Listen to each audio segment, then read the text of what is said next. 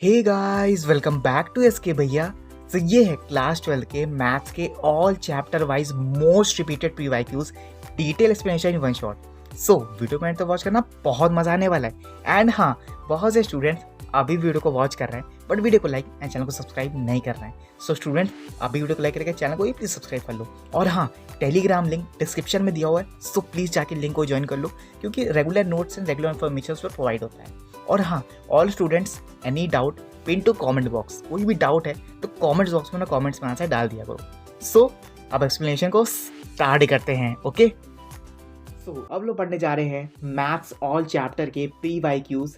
Chapter wise प्रीवाईक्यूज को देखते चलेंगे एंड चलो स्टार्ट करते हैं। तो देखो, फर्स्ट चैप्टर का जो प्रीवाईक्यू है वो है हमारा रिलेशन एंड फंक्शंस। ठीक है, फर्स्ट चैप्टर हमारा है। तो चलो क्वेश्चन नंबर 1 देखते हैं। देखो, क्वेश्चन नंबर 1 में लिखा हुआ है इफ आर तुम्हारे यहाँ पे क्या रिलेशन है। रिलेशन में देखो एक रिलेशन दिया गया है ए कॉमा 3। ठीक है, तो देखो यहाँ पे दिया गया है कि ए जो तुम्हारा है वो प्राइम नंबर है लेस देन 5, यानी 5 से लेस देन यानी छोटा है। ठीक है, बी ए रिलेशन, क्या ये रिलेशन है? Find the range of R, यहाँ पे तुमको फाइंड करना है रिलेशन।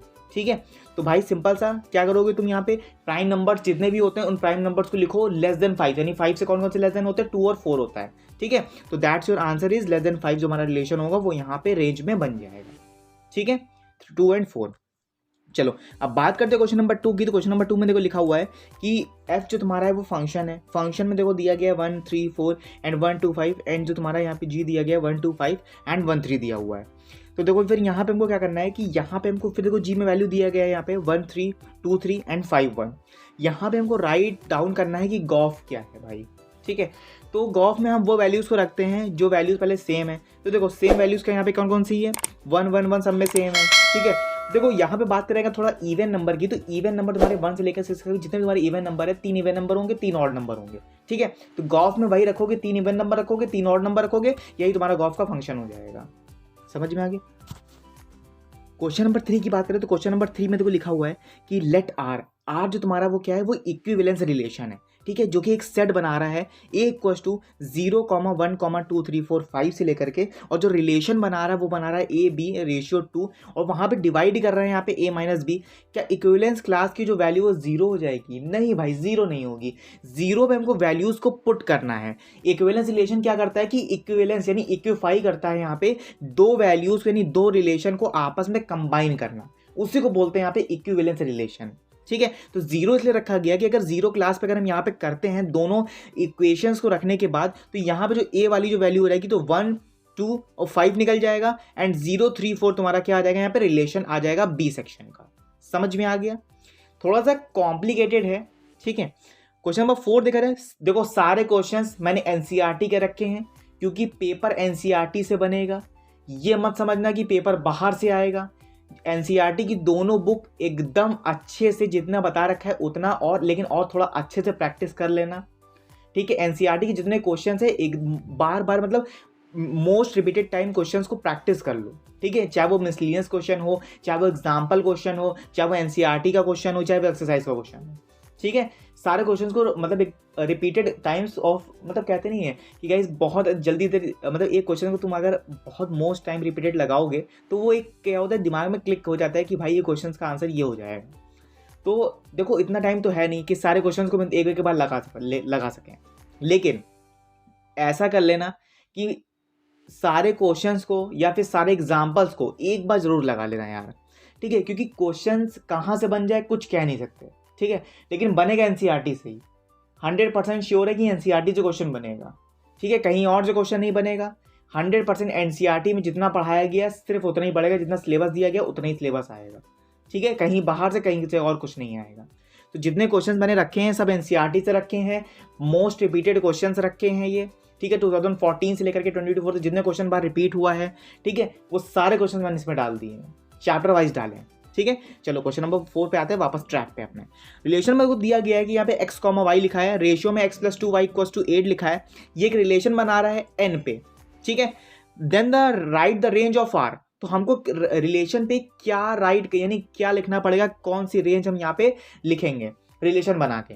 तो भाई सिंपल सी बात है कि x का रेंज तुम्हारा यहाँ पे n को दे दो, रेंज वाला y को दे दो, यहाँ पे इक्वेशंस को प्लस करो, 8 के साथ डिवाइड कर देना, आंसर आ जाएगा। डिवाइड मत करो, डायरेक्ट आंसर रख दो, आ जाएगा, एक वैल्यूज को रख दो बस। ठीक है, क्वेश्चन नंबर 5 में देखो यहाँ पे सिंपल सा यही फंक्शन दिया हुआ है, A and S and F function दिए हुए हैं। फंक्शन पे कहा गया है कि ए टू बी तक के जितने भी हमारे फंक्शंस हैं उनको यहाँ पे स्टेट करो, यानी एफ फंक्शन पे वन और नॉट, यानी वन फंक्शन होना चाहिए और नॉट फंक्शन होना चाहिए। ठीक है, फिर बात करते हैं हम लोग क्वेश्चन नंबर 6 की। क्वेश्चन नंबर 5 से क्वेश्चन नंबर 6 की बात करते हैं। तो देखो क्वेश्चन नंबर 6 में दिया गया है हमारा कि अगर range equal to range defined हो रही है एफ एक्स फंक्शन पे तो इक्वल टू 3x+2 हो जाएगा, यानी इक्वेशन बन रही है। Then define the f x, और डिफाइन यहाँ पे कर, हमको यहाँ पे फंक्शंस के टाइम में ही हमको यहाँ पे वैल्यूज़ को फाइंड करना है। ठीक है, क्वेश्चन नंबर 7 पे देखते हैं। तो हमको यहाँ पे फॉग निकालना है भाई। ठीक है, अगर तुम्हारा फंक्शन रेशियो में r इक्वल टू r दिया हुआ है और g भी तुमको r बिलोंग्स टू r दिया हुआ है, तुम कैसे गिवन बाई करेंगे कि ये वैल्यूज़ कैसे फाइंड हो जाएगी। तो भाई इसके लिए हमको क्या करना पड़ता है, फॉग को और गॉफ को इक्वल करना पड़ता है, तब जाके हम यहाँ पे वैल्यूज़ को फाइंड कर सकते हैं। ठीक है, अगर कोई क्वेश्चन समझ में नहीं आ रहा है तो प्लीज़ पूछ लेना, मैंने आंसर्स नहीं डाले हैं क्योंकि भाई सारे एनसीईआरटी के क्वेश्चन हैं। अगर एनसीईआरटी में नहीं मिल रहे हैं तो इन क्वेश्चंस को भाई एक पीडीएफ बना के टेलीग्राम पे प्रोवाइड कर दूंगा।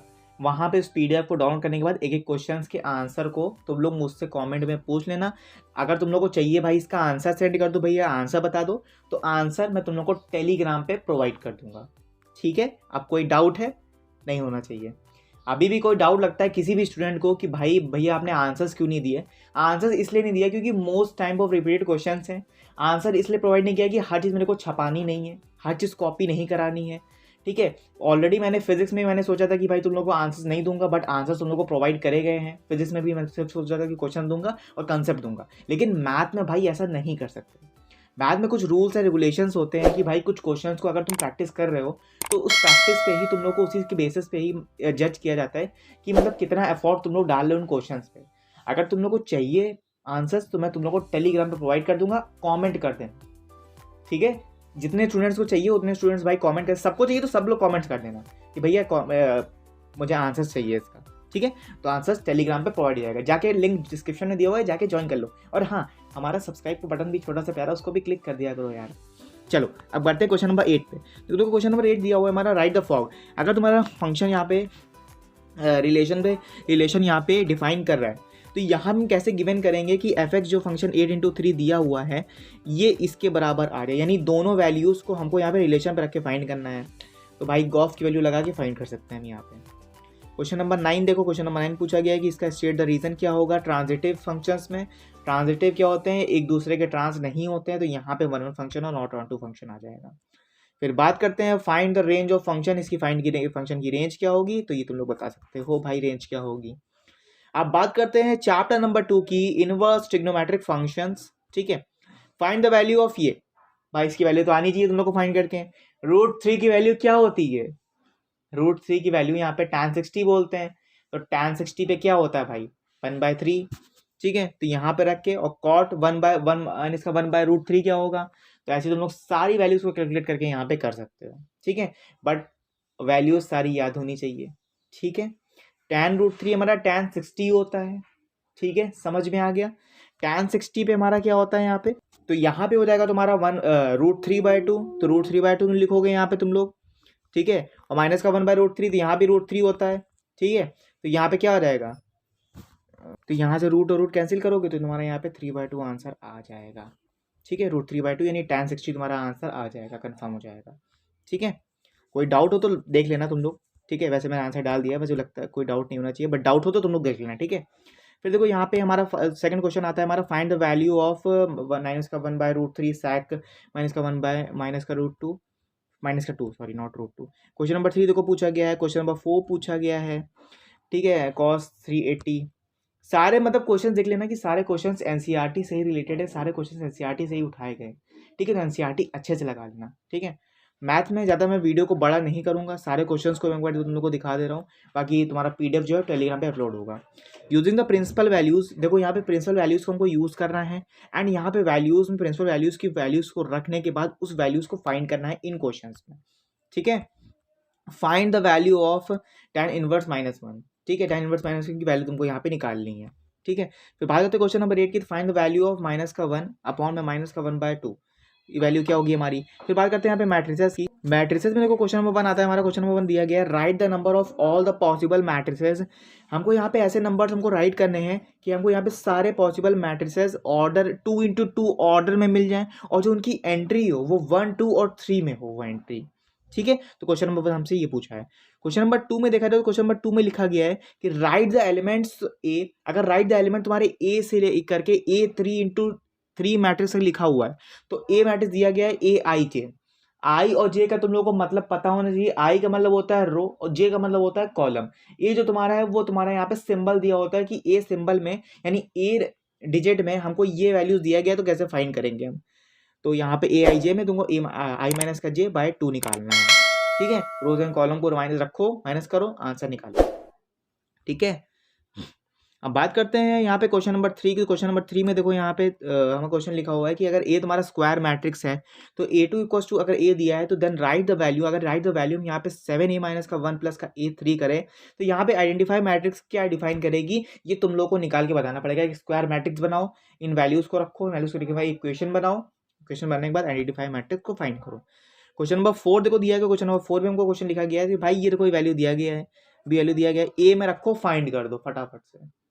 ठीक है, क्वेश्चन नंबर 5 देखो। क्वेश्चन नंबर 5 में लिखा गया है इफ अ मैट्रिक्स, एक मैट्रिक्स दिया गया है हैज अ 5 एलिमेंट, उसके 5 एलिमेंट हैं, then write all the possible orders. अगर यहाँ देखा जाए कि ऑल पॉसिबल ऑर्डर्स यहाँ पे हमको निकालने हैं उन 5 एलिमेंट्स के, यानी 5 मैट्रिसेस को रखने के बाद, तो वो कैसे निकालेंगे। 5 एलिमेंट को रखो, एक मैट्रिक्स बनाओ, उसके पॉसिबल ऑर्डर्स को यहाँ पे तुम यहाँ पे राइट करने के बाद उन ऑर्डर्स को यहाँ पे सॉल्व करोगे तो एक तुमको मैट्रिक्स आएगी यहाँ पे 2 डिजिट वाली या 4 डिजिट वाली, उनको यहाँ पे रख के पॉसिबल ऑर्डर्स को यहाँ पे लिख दोगे। क्वेश्चन नंबर 6 की देखा जाए तो right the order of the product matrix. ये प्रोडक्ट मैट्रिक्स दिया गया है। ठीक है, पहले इसको करो, ठीक है, फिर इसको इससे करो, फिर इसको इससे कर दो, फिर इसको इससे करो, ठीक है, फिर इसको इससे करो, फिर इसको इससे कर दो, फिर इसको इससे, फिर इसको इससे। ठीक है, समझ में आ गया। First row first column, second row second column. अब बात करते हैं डिटर्मिनेंट्स की। क्वेश्चन नंबर 1 पूछा गया है। ठीक है, इसमें भी देखो यहाँ पे 2 मैट्रिसेस दिए गए हैं हमको।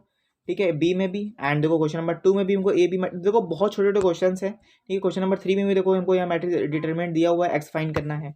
अब बात करते हैं continuity and differentiability question chapter की। तो क्वेश्चन नंबर 1 में देखो दिया गया, सबसे पहले हमको पढ़ना पड़ेगा भाई डिफरेंशियबिलिटी क्या होता है। यानी डिफरेंशियबिलिटी तो तुम्हारे चैप्टर में नहीं है, तो तुमको यहाँ पे कंटिन्यूटी सबसे पहले दिया जाएगा क्वेश्चन।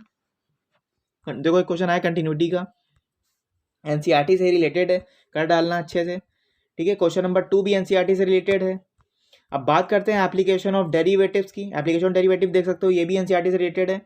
तो जिस क्वेश्चन जिसको अच्छे को अरे यार क्या बोलो गाइस रुको, देखो जिस भी स्टूडेंट्स को क्वेश्चन समझ में नहीं आ रहा है तो मुझे कमेंट्स कर देना। ठीक है, अगर किसी स्टूडेंट्स को भी आंसर चाहिए तो प्लीज़ बता देना, नहीं तो एनसीईआरटी में सब चीज़ दिया हुआ है, सोल्यूशन तुम लोग को पता होगा, नहीं भी चाहिए सोल्यूशन बता देना, तुम लोग मैं टेलीग्राम पे अपलोड कर दूंगा। ठीक है, कोई इशू नहीं है, कोई प्रॉब्लम नहीं है, अच्छे से पढ़ो। स्ट्रैटेजी वीडियो बहुत जल्दी अपलोड होने वाली है, तो बी लिमिटलेस, अच्छे से पढ़ो। ठीक है, हार नहीं माननी है गाइज, अभी भी बहुत टाइम है, अच्छे से पढ़ो, बहुत टाइम है अभी। ठीक है, अभी भी बहुत टाइम है, अच्छे से पढ़ो एकदम मन लगा के। देखो मार्जिकल वैल्यू हमको यहाँ पे 3 यूनिट दिया गया, प्रोड्यूस करना है, स्टैंडर्ड वैल्यू यहाँ पे इनपुट कर देना। क्वेश्चन नंबर 2 हमको इंक्रीजिंग फंक्शन दिया हुआ है। ठीक है, और इंक्रीजिंग एंड डिक्रीजिंग फंक्शन है यहाँ पे। देखो वॉल्यूम ऑफ क्यूब में इंक्रीजिंग करेंगे, रेट कांस्टेंट का फॉर्मुला लगाओ, 4/3 पाई आर क्यू स्क्वायर का फॉर्मुला लगा के फाइंड कर दो। ठीक है, हमको यहाँ पे किसका फॉर्मुला लगाना है, आर का फॉर्मुला लगाओ, यानी वॉल्यूम ऑफ क्यूब का फॉर्मुला लगाओ, 4/3 पाई आर क्यूब, तो लगा के फाइंड कर सकते हो। फिर बात करते हैं क्वेश्चन नंबर 5 की। क्वेश्चन नंबर 5 में देखो दिया गया हमको यहाँ पे इंक्रीजिंग फंक्शन का मैग्नीट्यूड फाइंड करना है, एरिया ऑफ रेक्टेंगल फाइंड करना है। अब बात करते हैं इंटीग्रल चैप्टर की। तो इंटीग्रल चैप्टर से फर्स्ट क्वेश्चन जो आता है वो ये आता है। भाई देखो इस पे डिपेंड मत रहना, इस मतलब ये मत सोचना कि भैया ने जो क्वेश्चन दिए यही क्वेश्चन आएंगे, मैं ये नहीं कह रहा हूँ यही क्वेश्चन आएंगे, लेकिन ये मोस्ट रिपीटेड क्वेश्चन हैं, तो हो सकता है आ भी जाए, हो सकता है नहीं भी है, लेकिन इतना पता है कि क्वेश्चंस एनसीईआरटी से ही बनेंगे, एनसीईआरटी से ही क्वेश्चन पूछे जाएंगे। ठीक है, इतना कंफर्म है, हो सकता है ये क्वेश्चन पूछ लिया जाए जो मैं तुम लोग को बता रहा हूँ। ठीक है, कुछ देखो 100% श्योर रहिए ना, कोई पेपर हमने थोड़ी ना बनाया भाई, पेपर बाहर से बन के आएगा। ठीक है, तो अच्छे से पढ़ो अभी भी। तो देखो फाइंड करना है आपको यहाँ पे साइन स्क्वायर एक्स माइनस का कॉस स्क्वायर एक्स अपॉन में sine x cos x dx दिया हुआ है। ठीक है, फिर बात करते हैं क्वेश्चन नंबर 2 की। तो क्वेश्चन नंबर 2 में देखो इवैल्यूएट करना है हमको डीएक्स अपॉन में साइन स्क्वायर एक्स और कॉस स्क्वायर एक्स। ठीक है, क्वेश्चन नंबर 3 देखो दिया गया है evaluate cos inverse x, cos inverse में साइन एक्स डीएक्स दिया हुआ है। Write the value of x plus cos 6x and 3x square minus का प्लस का sine dx. Application of integrals में देखा जाए तो फर्स्ट क्वेश्चन दिया हुआ है हमको यहाँ पे इंटीग्रेशन फाइंड करना है, वर्टिसेस लगाना, ठीक है। Second question, third question, fourth question and fifth question में भी हमको सेम चीज़ दिया गया है। इसमें ज़्यादा क्वेश्चन है, देखो यहाँ पे 10 क्वेश्चन है पूरे। अब बात करते हैं डिफरेंशियल इक्वेशन की। डिफरेंशियल इक्वेशन सबसे पहले हमको यहाँ पे देखना पड़ेगा हमको ऑर्डर एंड डिग्री।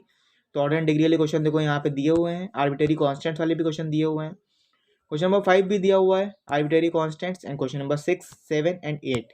अब बात करते हैं वेक्टर अलजेब्रा की। तो वेक्टर अलजेब्रा में देखो यहाँ पे क्वेश्चन दिया हुआ है, फाइंड द, हमको यूनिट वेक्टर फाइंड करना है सम ऑफ डायरेक्शंस पे, ठीक है। 2i प्लस का 3j माइनस का k, 4i माइनस का 3j प्लस का 2k। ये वेक्टर्स हमको दिए गए हैं, A vector and B vector. Direction cosines की वैल्यू लगाना, लेक्चर में बता दिया मैंने तुम लोग को सारे फॉर्मूलेस, उन वैल्यूज लगा के फाइंड कर देना। क्वेश्चन नंबर 2 की बात करें तो क्वेश्चन नंबर 2 में देखो सेम चीज़ दिया गया है कि यहाँ पे हमको 2 बी वर्टिसेस दिया गया है, मैग्नीट्यूड दिया गया है 21 यूनिट, तो हम यहाँ पे फाइंड कर लेंगे। क्वेश्चन नंबर 3 एंड 4 एंड 5 में देखो, 6 में देखो यहाँ पे दिया गया डायरेक्शन कोसाइंस फाइंड करने हैं हमको यहाँ पे। 7 में हमको यहाँ पे कोसाइन एंगल दिया हुआ है। 8 पे दिया हुआ है हमको पैरेललोग्राम एडजेसेंट्स ऑफ वेक्टर्स पे। 3 डायमेंशनल ज्योमेट्री में देखो यहाँ पे तो लाइन का वो आएगा हमारा, लाइन एंगल्स आएंगे यहाँ पे 90 डिग्री, 135 डिग्री, 45 डिग्री पे एक्स वाई जेड की वैल्यू फाइंड करनी है, डायरेक्शन ऑफ कोसाइंस, ठीक है। एक्स माइनस का x1 bye x1, x Y minus का y1 अपॉन में y, जेड माइनस का z1 अपॉन में z, ये रखना, वैल्यू लगाना, फाइंड कर लेना, ओके। क्वेश्चन नंबर 2 में भी देखो यहाँ पे एंगल फाइंड करने हैं, कोऑर्डिनेट्स दिए हुए हैं। क्वेश्चन नंबर 3, 4 एंड 5 में भी देखो सेम चीज़ दिया गया है, 7 क्वेश्चन है, ठीक है। मोस्ट रिपीटेड भाई क्वेश्चन है, अच्छे से लगा लेना क्वेश्चन को, हो सकता है ऐसे क्वेश्चन आ जाए, ठीक है। सारे क्वेश्चन का PDF मैं तुम लोग को अपलोड कर दूंगा टेलीग्राम पे, टेलीग्राम से उठाओ सारे क्वेश्चन को, एंड क्वेश्चंस को लगाने के बाद प्रैक्टिस कर लेना, एंड अदर क्वेश्चंस भी NCERT के लगाओ, ठीक है। लीनियर प्रोग्रामिंग में देखो सबसे फर्स्ट क्वेश्चन दिया हुआ है, ठीक है। फर्स्ट क्वेश्चन हमारा, सेकंड क्वेश्चन दिया हुआ है हमारा ग्राफिकली वाला, थर्ड क्वेश्चन दिया हुआ है, एंड फोर्थ भी दिया हुआ है हमारा, फिफ्थ है। 5 क्वेश्चन दिए गए हैं इसमें। प्रोबेबिलिटी में देखो फर्स्ट क्वेश्चन आता है हमारा, प्रोबेबिलिटी फाइंड करनी, A और B दिया गया है, PA भी लगा दो, ठीक है। आंसर आ जाएगा क्वेश्चन नंबर 2, 3 एंड 4। बैक वाला क्वेश्चन दिया हुआ है, देखो NCERT में सारे क्वेश्चन है, टॉस इज द कॉइन भी दिया हुआ है, ठीक है। और question number 9 and question number 10। तो क्वेश्चन नंबर 10 क्वेश्चन थे तुम्हारे, यहाँ पे तुम्हारा जो प्री वाई क्यूज है वो एंड होते हैं। Most important P Y Qs मैंने डाल दिया सारे, ठीक है। आंसर्स नहीं डाला है, बहुत बार बता दिया ये चीज़ कि आंसर तुम लोग को अगर चाहिए तो मुझे कमेंट में बता देना सारे स्टूडेंट की, भैया आंसर दे दो, तो टेलीग्राम पे प्रोवाइड हो जाएगा। और भैया एक्सप्लेनेशन के साथ चाहिए तो टेलीग्राम पे वो भी अपलोड हो जाएगा, कोई इशू नहीं है, ठीक है। तो आई होप कि सारे क्वेश्चंस अच्छे लगे होंगे। सारे क्वेश्चंस का मतलब मैं तुम लोग को बता दिया है, और ऑलरेडी सारे क्वेश्चन तुम लोग लगा भी चुके हो NCERT के, NCERT